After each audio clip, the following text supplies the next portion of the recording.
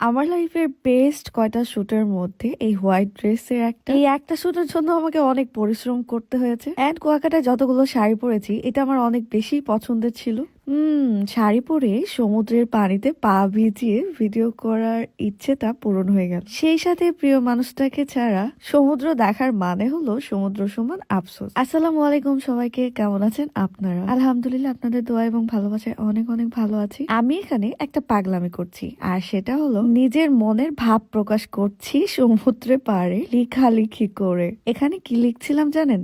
তোমাকে ছাড়া সমুদ্র দেখা সমুদ্র সমান আফসোস। সমুদ্র সৈকতে ঘুরতে আসলে প্রিয় মানুষদের সাথে আসবে, তাহলে আর আমার মতো এমনি করে লিখতে হবে না। যাই হোক, এই লেখাটার সাথে আমি একটা ফটোশুট দেখেছিলাম ফেসবুকে, তাই নিজেরও খুব শখ হচ্ছিল বলে ফাইনালি আমি নিজেও লিখে নিলাম। এই মজার ব্যাপার হলো যে নৌকাতে করে আমি ফটোশুট করছিলাম, তখন সূর্যের আলো এসে আমার শাড়িতে পড়ছিল আর গ্লেজ দিচ্ছিল। এতটা ভালো লাগছিল তা বলে বোঝাতে পারবো না। মনে হচ্ছে শাড়িটা নিয়ে আর এত কষ্ট করে শুট করে আমি একদম সার্থক হয়ে গেলাম। ব্লগিং লাইফে আসার আগে সত্যি কথা বলতে আমি কখনোই সমুদ্র সৈকত দেখিনি। অনেক ইচ্ছে ছিল। টিকটকে অনেক বছর আগে আমাকে র্যাপিড ফায়ারে জিজ্ঞেস করেছিল সমুদ্র না পাহাড়, আমি বলেছিলাম বোথ, আমার দুটোই ভালো লাগে। আর এই দুটো জায়গায় ভালো লাগার মতো। তো এই শাড়িতে শুট করব বলে আমি সন্দীপ ভাইয়া, আকাশ এবং স্বর্ণাকে বেঁধে নিয়ে চলে যাচ্ছি। এখানে মন খারাপের একটা বিষয় আছে, সন্দীপ ভাইয়া ক্যামেরা এনেছে ঠিকই, কিন্তু সেটার ব্যাটারি রেখে এসেছে। তাই কুয়াকাটার যত শুট আমার সবগুলো বেশিরভাগ সন্দীপ ভাইয়া করে দিয়েছে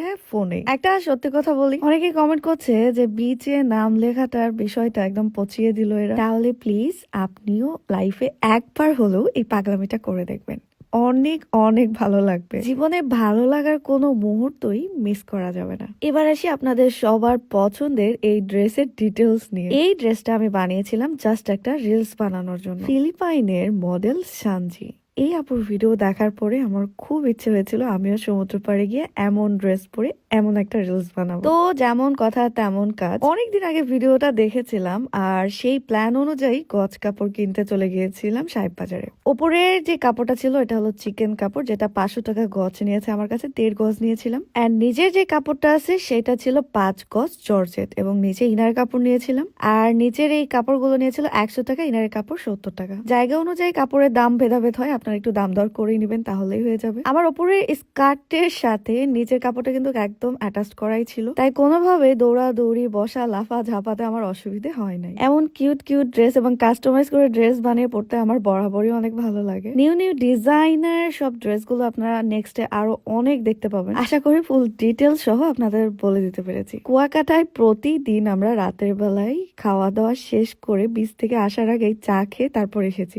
চায়ের আড্ডায় গল্পের ছলে আমরা অনেক অনেক মজা করেছি। প্রতিদিন চায়ের আড্ডা ফুল ফিল জমে যায় বন্ধুদের আড্ডায়। বন্ধু ছাড়া চায়ের আড্ডা একদমই জমে না। এন্ড এখানকার চা কিন্তু সত্যি অনেক মজার। চা খাওয়া দাওয়া শেষ করে আমরা সবাই গেছিলাম রাতের খাবার খেতে, আর এখানেও আলামিনের সাথে একটা মজার রিলস বানিয়ে নিয়েছি। তারপর রাতের বেলা হোটেলে গিয়ে আমি বক বক করি আমার প্রিয় মানুষটার সাথে অনেক অনেক কথা বলেছি। সো আজকের ভিডিওটা এই পর্যন্তই। সবাই ভালো থাকবেন, সুস্থ থাকবেন, আল্লাহ হাফেজ।